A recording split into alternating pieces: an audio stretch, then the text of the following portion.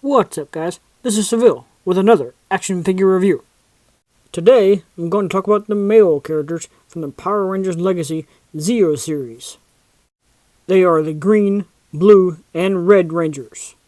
With these in hand, I'm able to complete the Zeo Megazord Build-a-figure. Here in just a minute, I'll have them all taken out of their boxes.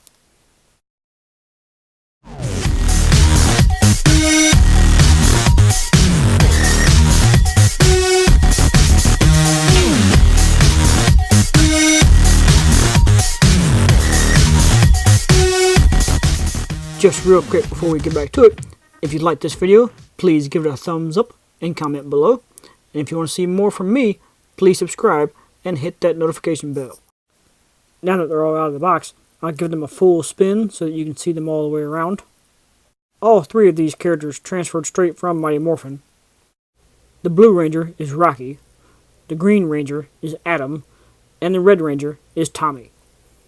They all gained new powers from their respective Zeo crystal pieces that each character collected at the end of Mighty Morphin, which led to the birth of the Zeo Rangers.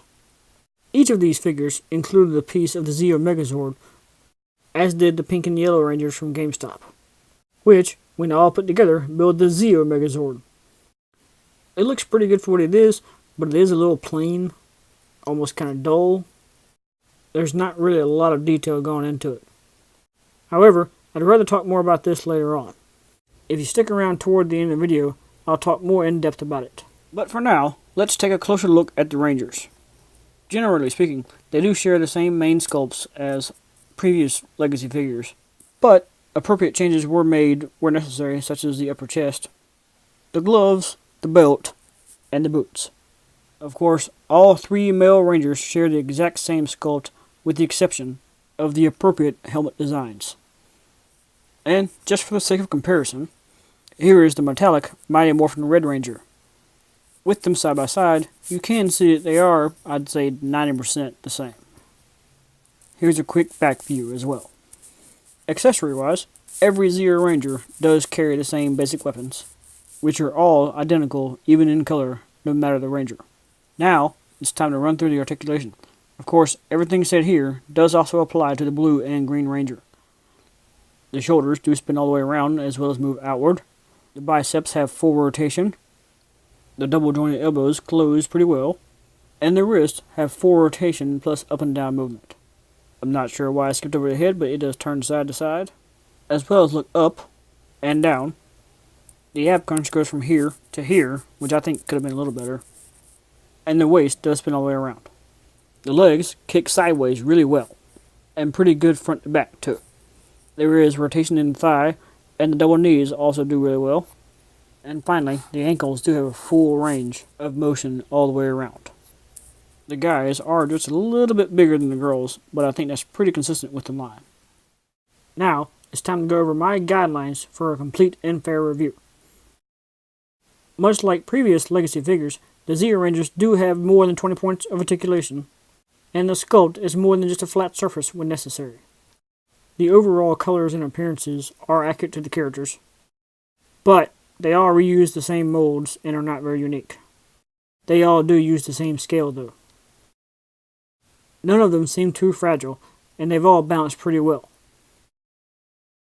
They do all include their basic weapons, but I wish they would have also included the Ranger Pacific weapons. The $20 price point is fine for the Legacy line, and they are becoming readily available in stores like Walmart, Target, and GameStop. So with only one strike against them, I'm giving them 4 stars, which means they are awesome and worth owning for casual fans of the series or franchise. Without a doubt, these are the best Zeo figures ever made. And they do all look pretty cool when you got them all together. Even more so when you add in the Gold Ranger, which, if you haven't already seen, I did repaint, and I do have a video showing how I did that process. I'll have a link to that in the description below. But, before I wrap this up, let's take another look at the Megazord. I gotta admit right up front that I don't really care for the Megazord Build-a-figures. Mostly because, like with the Mighty Morphin line, I already had the Deluxe Megazords, which to me will always look a lot better than these Build-a-figures. But I can appreciate the Zeo Megazord a little bit more, simply because there's never been a legacy Zeo Megazord before this. If they ever make one similar to this diecast Megazord, I'll definitely be getting it too. But with all that noted, I will go through the articulation on this Megazord real quick. The head does turn side to side. The shoulders can rotate all the way around, as well as move outward. The elbows move to about a 90-degree angle, and the wrists have full rotation. The waist can spin side to side, but the red piece on the back stops it from going any further.